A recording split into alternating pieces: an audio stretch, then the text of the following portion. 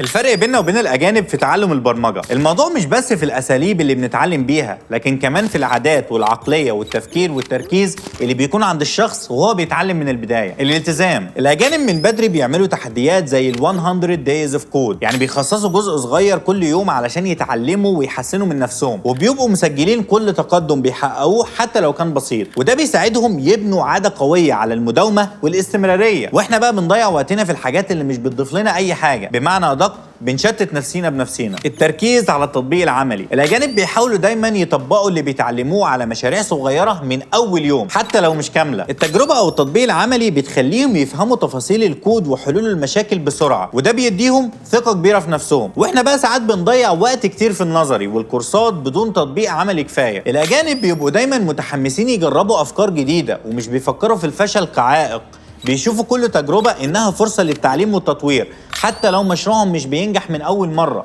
إحنا محتاجين نغير نظرتنا للفشل ونشوفه خطوة للوصول للنجاح بدل ما يكون سبب إن إحنا نأجل المحاولة أو نستسلم. لايك وفولو وتحول لمبرمج.